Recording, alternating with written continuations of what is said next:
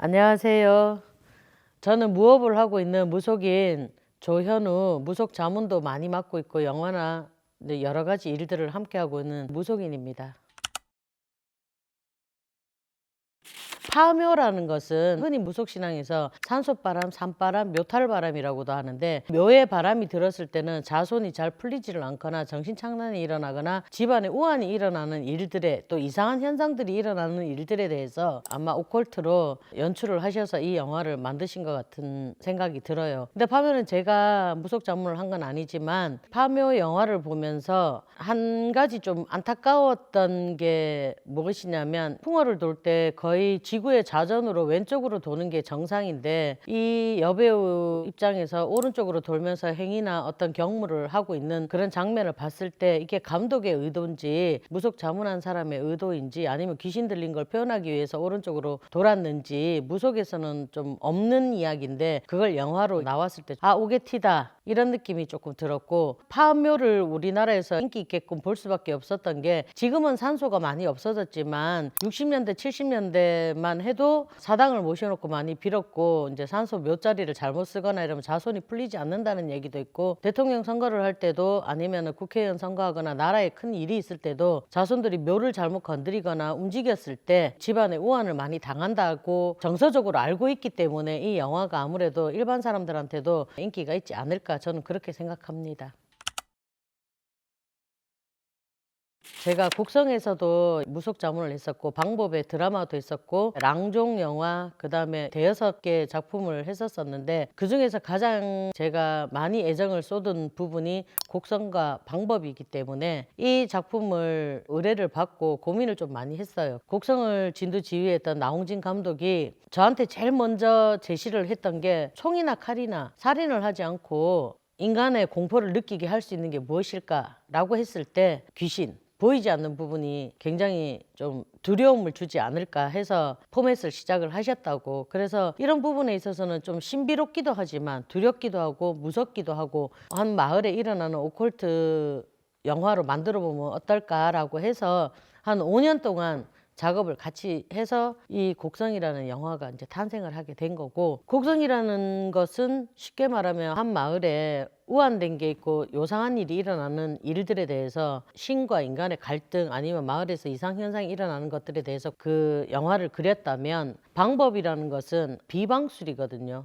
쉽게 말해서 주술을 이용을 해서 자기가 취하고자 하는 부분들을 어떤 주술적인 것을 가미를 해서 얻을 수 있고 취할 수 있고 버릴 수 있고 벌을 줄 수 있는 드라마이기 때문에 색깔이 조금 많이 좀 다르다고 볼 수 있죠.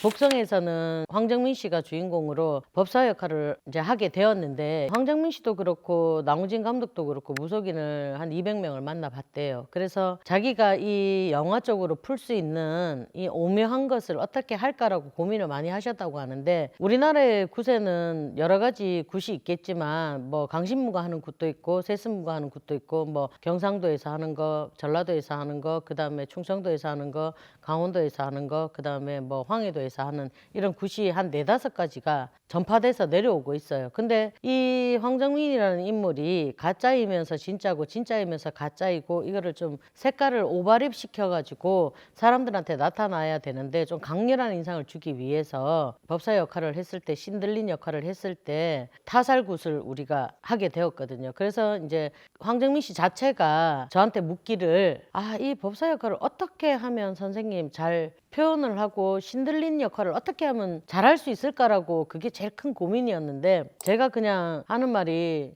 이건 누구를 흉내낸다고 되는 것은 아니고, 그 다음에 본인이 신 들렸다 생각을 하고 아주 작게 제가 접신을 시켜 드릴 테니까, 신 들린 연기라고 얘기를 하잖아요. 그럴 때는 자기가 무엇을 하고 있는지 무아지경에 빠질 수도 있으니까, 그런 부분들을 좀 잘 해내면은 아마 황정민 씨 표 법사가 나오지 않을까. 그래서 누구누구 법사를 따라하거나 뭐 한양거리라든지 이북거리라든지 이런 모든 것들을 따라하는 것보다 이 연기에 맞게끔 팩트 있게끔 하면 좋을 것 같다 해서, 잠깐의 접신과 그 다음에 황정민 씨가 한 타살굿이 잘 맞아 떨어졌던 것 같아요. 그래서 예를 들어서 기운을 모으는데 잠시 잠깐 다른 사람들을 다 배제를 하고, 그 다음에 이제 조금 조용한 상태에서 미간에 힘을 주고 어떤 영적인 거에 접신을 할 수 있도록 여러 가지 이야기를 좀 해주고 그다음 기를 모을 수 있는 잠깐의 시간이 좀 필요했던 거고, 그다음에 그걸 시뮬레이션을 몇 번을 했을 때 기운이 온다라는 걸 본인이 느꼈기 때문에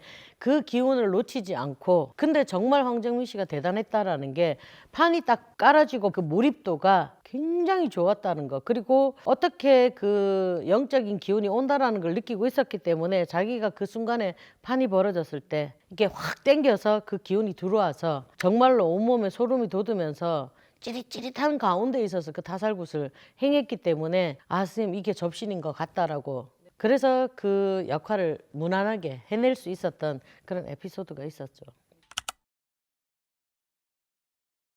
네, 왜냐하면 이 신기라는 게 어떤 신이 와서 영접을 하는 것만 신기가 아니라 예감이나 육감, 직감, 꿈 이런 것도 다 신기거든요. 그리고 신체에 흐르는 기운을 보고 신기라고 얘기를 하는데, 신의 영접이 되었을 때는 무가 되는 것이고, 그냥 인간적으로 우리가 어떤 건물에 갔는데 닭살 돋아 왜 이렇지? 이것도 접신이고, 예를 들어서 야 오늘 거기 가면 마감 쳐가지고 아무것도 없을 것 같다라고 친구들이 얘기를 했는데, 아니 왠지 내가 가보고 싶어. 야 안 되더라도 우리 가보자 했는데 그게 마감이 안 돼 있고 어떤 사연 때문에 연결이 돼서 내가 그 혜택을 볼 수 있었을 때, 야 오늘 너 촉발 있다, 뭐 신발 있다, 막 이런 얘기를 하잖아요. 그렇듯이 예감이나 직감이 좀 강한 사람들, 특히 연기자들이나 노래를 하거나 뮤지컬을 하거나 무용을 하거나 국악을 하거나 이런 사람들이 어찌 보면 이 무속에 관련된 영적인 접신을 할 수 있는 퍼센티지가 조금 많이 열려 있고, 그 접신을 보고 영적인 게 가미가 되면 그 영적인 접신을 해서 무당이 하는 거지만 무의식적으로 접신이 되면 일반인들의 신체에 흐르는 거는 무감이라고 그래요. 무아지경으로 놀잖아요. 어떤 그런 기운이 들어와서 잠깐 내가 업그레이드 되는 거를 무감이라고 그래요. 무감을 선다, 아니면 무감을 놀린다, 아니면 신체를 놀린다 라고 얘기를 해요. 그래서 약간의 무감에 접신을 했기 때문에 가능은 일반인도 할 수 있습니다. 혼도 될 수 있고 비도 될 수 있고 영도 될 수 있고 체도 될 수 있는데, 쉽게 말해서 죽은 영가가 자기 몸으로 들어오는 경우도 있고, 그 다음에 자기 조상이 자기 몸으로 들어오는 경우도 있고, 저 같은 경우는 조상이나 죽은 혼이나 비가 들어온 게 아니라 천신에서 그냥 어느 날 신굿을 하지 않고 그냥 이걸 무불통신이라 그러고 그냥 자연 방사 터진다라고 얘기를 하거든요. 우리가 흔히 말하면 영적인 걸 잘 모르겠으면 강한 에너지라고 보면 돼.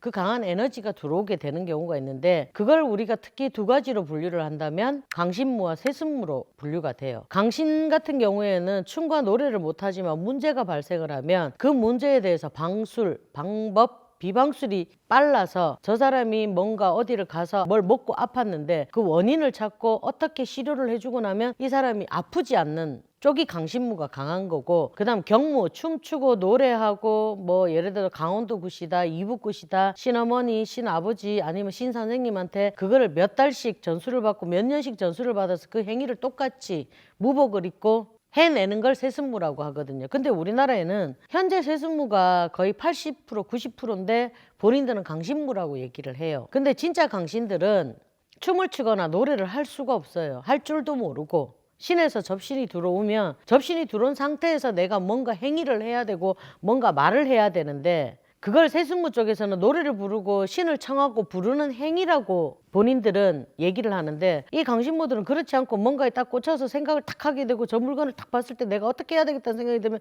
탁 들어와요. 들어오면 내가 이렇게 해야 되겠다라는 방법, 방술, 비방술, 그게 먼저 나오지 춤추고 노래할 시간이 없거든요. 그래서 강신무와 세습무는 전혀 다른데, 일반인들이 알고 있기에 이 세습무들이 다 무당이고 강신무인 줄 알고 있는 게 좀 많이 안타깝죠. 아니요, 신은 내려요. 신은 내리는데 이 강신처럼 천신이 내리기는 조금 힘들고, 천신이 있고 조상신이 있고 여러 가지 이렇게 신들이 있는데, 급수로 따지자면 1단계, 2단계, 3단계, 4단계들이 있는데 받아들이는 거는 누가 받아들이느냐에 따라서 다른 거예요. 네, 그게 제일 궁금하죠. 왜냐하면 사람이 죽으면 조상이 되고 조상이 되면 어떤 천도의 역할에 의해서 가야 되는 거는 일반적으로 자기가 공을 닦지 않는 하수의 인간들이 그런 것이고, 조상신으로 오는 분들은 대개 당신이 살아 계실 때 이런 무엇과 비슷한 부분들에 대해서 빌고 닦고 살았던 분들이 공덕을 닦아서 온다라고 알고 있거든요. 그리고 그렇게 해서 알고 온 조상의 홍과 비를 모시는 게 지금의 세습무들이 현재 하고 있는 거죠. 왜냐하면 내가 증조열의 할머니인데 내가 산반 물반에 가서 공을 많이 닦고 우리 집을 잘 되게 해달라고 열심히 닦았는데, 내가 죽고 난 다음에 올라가서 좀 더 공을 닦은 상태에서 내 자손 부리한테 찾아가서 그걸 불리던 말명이라 그러고 불려먹던 말명이라 그러거든요. 그러니까 그 홍과 비가 닦은 공덕으로 이 자손한테 잠시 머물러서 신기한 일들의 조화를 봐주는 걸 보고 세습무, 조상신 이렇게 얘기하고, 일반 조상들은 들어오지를 못해요. 그만큼 공덕이 없기 때문에. 그 환생은 태어나면 내가 누구였던 걸 모르는 거기 때문에 그 조상들이 환생을 거부한 게 아니라 그 조상들이 자손한테 오고 싶어 해서, 아니면 그걸 자기가 닦은 공로를 보여주기 위해서 욕심껏 온다 그래야 되나? 그래서 그 코드가 맞았을 때 홍과 비를 모시고 그렇게 하는 걸로 저는 알고 있습니다.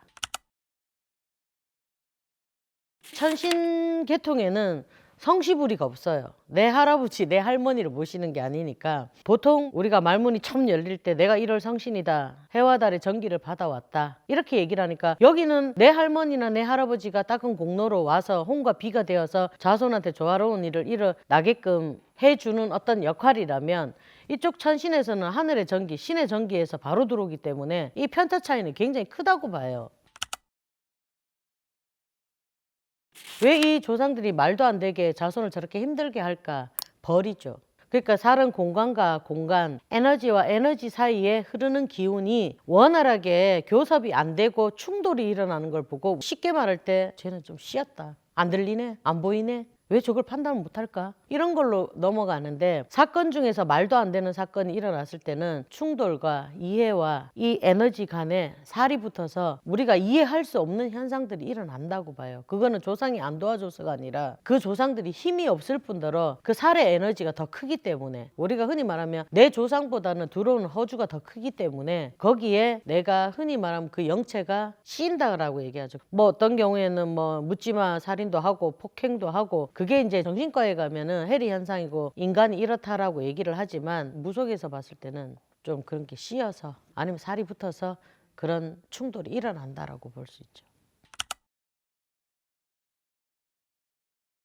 좀 많이 안타까운 일인데, 사람이 태어날 때 사주 원궁에 살이 있는 경우도 있고, 그 다음에 배우자를 만나서 우리가 흔히 궁합을 본다 그러죠. 근데 속궁합은 서로 좋고 부부간에는 문제가 없는데 그 사주에 상충이 끼는 경우가 있어요. 그러니까 아버지하고 딸하고 상충이 끼거나 아버지하고 아들하고 끼거나 아니면 엄마랑 딸이랑 아들이랑 끼는 경우가 있어요. 근데 자식이 그런 경우에는 제가 이때까지 뭐 한 28년 동안 오면서 보았을 때, 아버지의 명을 거둘 수 없는 상황이었을 때는 갓 태어났을 때 병을 주거나 살을 맞게 하거나 이런 경우도 있고, 부부에는 문제가 없는데 사주상 상충이 있거나 조상의 상충이 있었을 경우에는 그 벌전으로 그런 아이들이 태어나는 경우가 있어요. 9세까지는 신에서 도와주시고, 그다음 9세 이후에는 부모의 덕이다라고 얘기를 하거든요. 자기 사주의 원궁을 받아서 보통 자손이 태어나는데, 그 태어난 아이가 부모의 그 아니 좋은 살들이나 충을 다 안고 태어나는 경우가 있어요. 안타깝지만. 그래서 그 아이들이 병이 들거나 다치거나 사라지거나 하는 경우가 생기는데,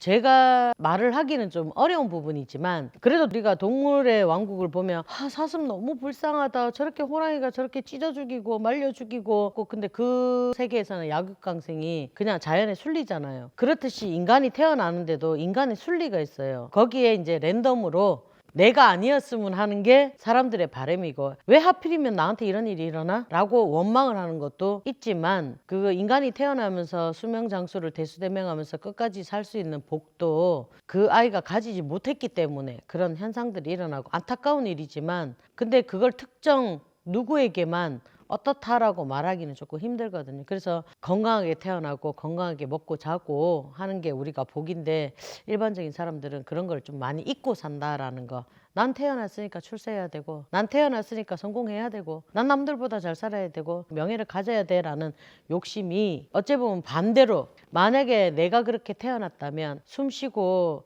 이렇게 사는 것도 참 감사하다라는 생각을 갖게끔, 신에서는 어차피 결론도 주지만 과정도 주고 그다음에 그런 벌도 주거든요. 거기에 이제 내가 어떤 마음을 가지고 어떻게 사느냐에 따라서 자손이 태어날 때도 좋은 자손이 태어나고, 인생을 살면서도 조금 손해보면서 순환을 시키라고 하잖아요. 어찌 보면 액면가 그대로 봤을 때 부부간은 문제가 없다 하지만, 그 속에 어떤 욕심과 사심과 벌전이 있는지는 개인적으로 그건 깊이 들어가 봐야 알겠죠. 그래서 그런 안타까운 일, 운명적으로 그런 일들이 일어날 때마다 저도 많이 안타까워요.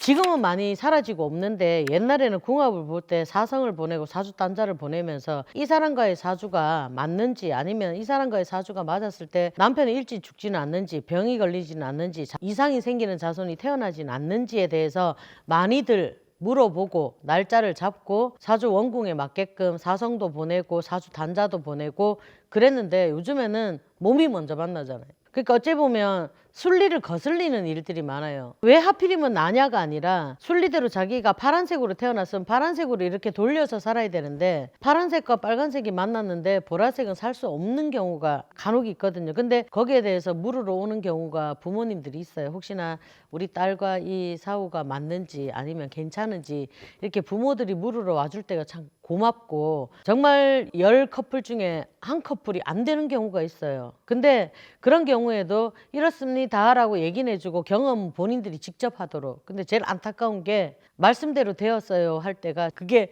제일 많이 안타까워요. 왜냐하면 막을 수 있는데.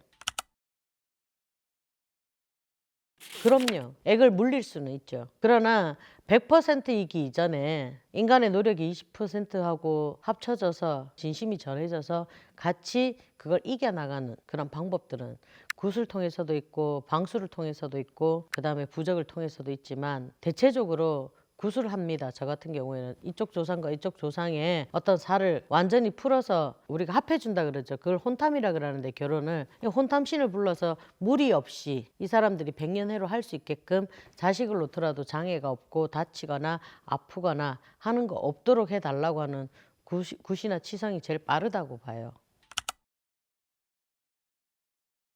그게 두 가지 다가 있어요. 어째 보면은 이 강신무 같은 경우에는 굿보다는 방술이 빠르기 때문에 무슨 살이 끼었거나 액이 끼었을 때 그걸 바로바로 보여주는 경우가 있고, 또 세순무 같은 경우에는 거의 굿을 진행을 많이 하는데 그걸 비날이라 그러거든요. 흔히 무속인들 하는 말이, 그러니까 우리가 남들 대신 울어주고 남들 대신 아파해주고 남들 대신 그 액을 물려주면서 빌어서 처먹고 살잖아, 이렇게 얘기하는 경우가 많아요. 근데 그런 경우가 맞다고 봐요. 우리가 이런 자리나 직위는 있지만 빌었을 때 어떤 보호막을 형성하는 것도 되고, 그 다음 그 사람이 갖고 있는 액들이나 살들을 물려서 100% 피드백을 받을 걸 10%만 받고, 아 우리 이 정도로 이렇게 힘들어? 이게 아니라, 아 요만큼 힘들어도 우리가 이거라서 얼마나 행복해, 이만큼이라도 우리는 감사하게 생각하자 하고 인간이 이기고 갈 수 있는 힘의 원천을 열어주는 게 무속이라고 보시면 됩니다.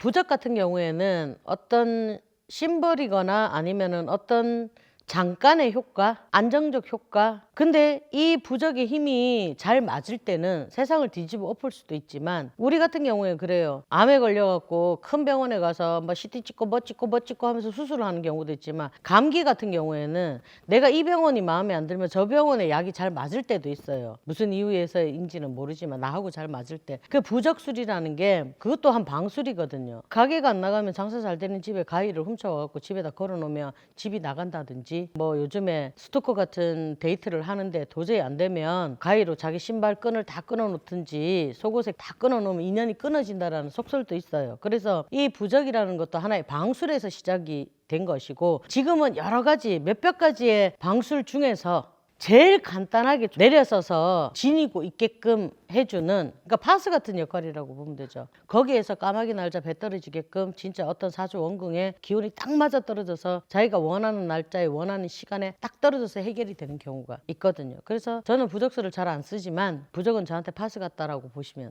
됩니다. 원천적으로 조금 비슷해요. 동물의 뼈를 이용한다든가 가죽을 이용한다든가. 몽골에서 가장 시행이 많이 되는 거는 동물의 피. 제가 그걸 제일 많이 하거든요. 신이 저 사람이 굉장히 지금 몸이 많이 아픈데 어떤 방법으로 저 사람의 살을 풀 수 있을까, 어떻게 해야 저 사람이 풀릴 수 있을까라고 생각했을 때 그런 기운이 들어와요. 들어와서 저 사람한테는 나도 모르는 방법을 줘요. 그러니까 뭐 결안이라든지 그런 동물의 피라든지 아니면 남들이 쓰지 않는 이상한 것들을, 구슬이라든지 이런 걸 이용을 해서 방수를 줘요. 신 자체가 계급신이에요. 근데 보통 세습무들은 모시는 신령님을 뭐라고 부르냐면 내 할아버지, 내 할머니라고 불러요. 자기 조상신이니까. 내 성수님, 내 할아버님, 내 할머니, 외가부리 할머니, 뭐 친가부리 할머니, 할머니, 할아버지 뭐 살려주십시오. 이번엔 제자가 어떻게 하겠습니다. 라고 이렇게 하는 경우가 많고, 이 강신무 쪽에는 저를 봐도 내 할아버지, 할머니란 말을 전혀 안 쓰거든요. 신령님 아니면 신령씨. 그러니까 자연신을 많이 숭배를 한다는 거고, 여기는 인간의 조상의 혼과 비가 온 상태에서 세습무를 한다라는 게 더 정확한 거죠. 이쪽은 산이나 바람, 구름, 해와 달, 바다 이런 부분들을 더 많이 섬긴다고 봐야죠. 모든 신에는 자기 역할이 있어요. 이 세습무를 얘기를 할 때 자기 조상들 중에서 무관인 경우도 있고, 예를 들어서 삼성성 유판사 하신 분들도 있고, 우리도 직업이 다양하잖아요. 의사가 있고 교수가 있고 뭐 주방을 보는 사람이 있고 노래를 하는 사람이 있듯이 자기 사주에 자기 조상에서 예를 들어서 들어오실 때 그 무관의 역할을 했었던 분이 오신다면 장군신이 들어왔다라고 얘기를 할 수 있고, 그 장군신이 들어오면서 천신의 기운을 조금을 가져오면 장군신이다, 뭐 동자신이다, 뭐 할머니신이다 이렇게 얘기를 할 수 있는데, 그게 역할마다 다 틀려요. 자기 주특기가 가장 잘 맞는 역할이 앉아 있는 것이지, 장군이기 때문에 잘 보고 동자이기가 있어서 잘 못 보고 계급이 낮기 때문에 잘 못 보고 이런 건 아니에요. 왜냐하면 제자가 똑똑해서 자료 수집을 많이 하면 애기신이 와도 그 멍청한 장군신보다는 잘 보는 경우가 있기 때문에, 후자는 제자의 노력에 의해서, 그 다음에 제주재간에 의해서 조금 결정이 된다고 봐야 되나? 내가 아무리 좋은 목청을 가지고 있는 사람은 태어날 때부터 임영웅이처럼 이렇게 자연스럽게 가지고 있는 사람은 어떤 때가 되면 이렇게 되지만 30년씩 40년씩 노력해도 안 되는 사람은 뭔가 부족하기 때문이거든요. 아니에요.